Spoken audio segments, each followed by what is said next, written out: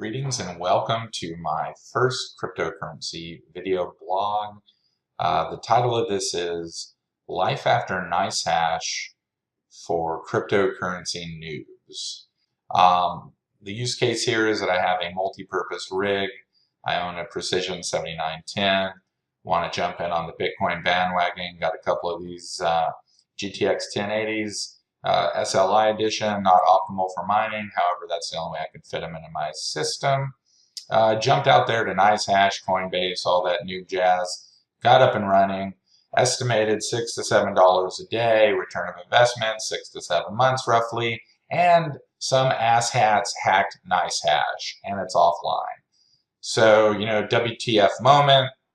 What do? Return the graphics cards, hope for Nicehash to come back online, or you dig in and find some other options. I chose to dig in. So I'm going to save you a lot of trouble. If you guys think there's a more profitable way to do this, go ahead and put it in the comments below. So let's get started here. What I ran across was Supernova. Supernova looks pretty great.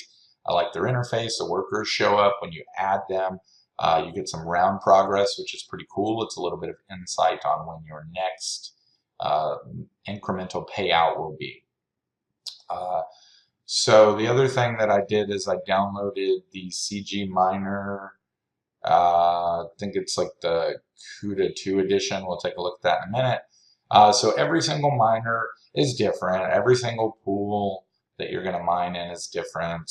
I tend to like the ones where you register for them because you put username and then worker. Once again, I'm a noob, so of course I would like to do it that way. Now, since this is a multi-purpose machine, I have an NVS 510. I like to think of it as an onboard graphics card. That's the only other card I can muster into my system. I play Diablo on it, surf on it, all that jazz. So what I did have to figure out here to make my system operable in that scenario is this -D here to choose graphics card 0 and 2, to leave graphics card 1 out so it can function as the crappy graphics card that it is to man my computer system. So what I do here basically is stick a batch file in with all the gobbledygook that you need to get it going, and then all you have to do is create a shortcut to it, double click on your desktop, and wham, it's going to start getting to the stratum, it's going to authenticate, and then your GPUs are going to be unleashed like the puppies that they are. So as you can see there, there's one of my 2 graphics cards. It's got 0 or it's got graphics card 2 there. So this bad boy's mining away now. So let's go back up here and just refresh our screen. And of course, we should see that now it's starting to mine. Zeroed that stuff out. In light of the recent hacks, what I'm starting to do now is go into my account and I'm having it deposit the whopping $1 that it makes, or $1 something that it makes when I get to 0.001 or whatever the minimum withdrawal is. And right now I'm just depositing that into my Jax wallet. So as you can see here, I've been kind of experimental and inconsistent, but I started on December 10th. I've got $6.25. The magic number is $6 to $7 a day. Hopefully I get to that. I will check in later once, this is run for a while. I upgraded Camtasia to do this video. As everyone else does, I'll solicit some donations if you think this video was helpful. About $100, so not a huge amount. But so you hear that beeping sound that. So you'll hear the beeping sound that just went off, and basically, I'm not sure quite what it does, but it's like whenever there's an update on this website for Supernova, you can mute that. Supernova is pretty groovy. It's got a lot of different coins. The way I landed on equihash is that Nicehash, when I would mine it, would show that was the best coin available for my graphics cards. You may have to do some research, hit Google if you weren't fortunate enough for Nicehash to tell you what the best graphics card was. Couple other little tips or tricks here is I like to use Splashtop to get into my system remotely from my phone. So if I'm at work and these, this little script here stops working, and which it occasionally does every couple days, you can kick it back off, or you can take a look at it and make sure it's running and do a quick health check.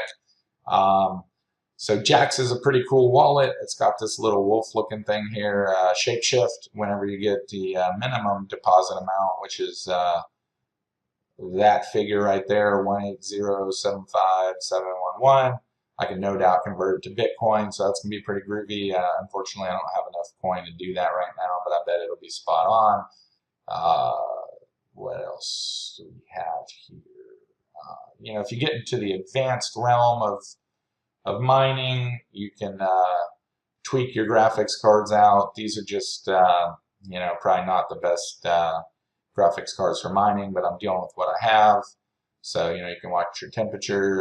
You know, each of these comes with its own tool. There's Afterburner. This one uses GPU tweak. So if you want to squeeze the most out of your graphics cards, you can do that. I had to take the top of my case off, and I've laid the system on its side, and that seems to vent the most air out. Kind of have it close to my office door, so it just pipes the hot air out. Eventually, I'll look into some fan systems. When you get a little more advanced, I'd swing over and get a Bitrex and a Livecoin account.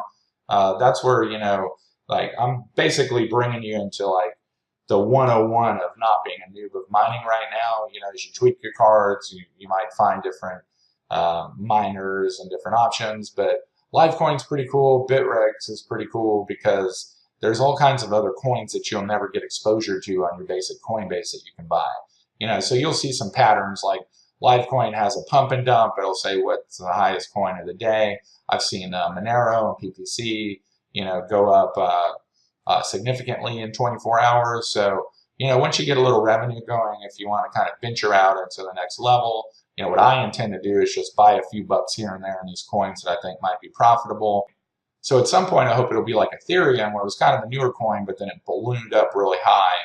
And, you know, what I'd like to do is try to make 400% or 1,000%, which, you know, may or may not happen with the normal mining. Of course, Bitcoin has spiked up, it's spiked down. There's supposed to be some futures coming, so it should spike up again, according to the rumors out there.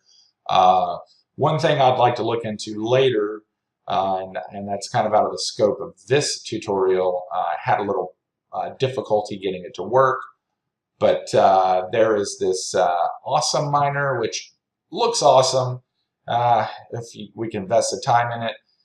It's a little expensive, but it'll do ASIC miners and remote machines and all that jazz. So as we you know, graduate from noobdom and we have a few mining rigs that you want to reboot, or you want to, you know, set up the pools and all that stuff, this looks like a pretty cool graphic user interface to do it. So, you know, trying to keep this short. I know everyone's probably like me, chomping at the bit to get some, you know, some sort of mining going until Nicehash comes about. You know, once this runs and percolates for a while, I'll probably compare and contrast it to what I was making at Nicehash, and I'll circle back and let you guys know. Until then, if you have any, you know, tips or tweaks, I'm sure there's a lot of gurus out there that are going to be watching it. Please put the information in the comments below. You know, thanks to everyone that makes a video or a blog. Here's my chance to try to, you know, basically pay back to the community, you know, some Akuma Matata shit. So anyways, guys, happy mining, and I'm signing off.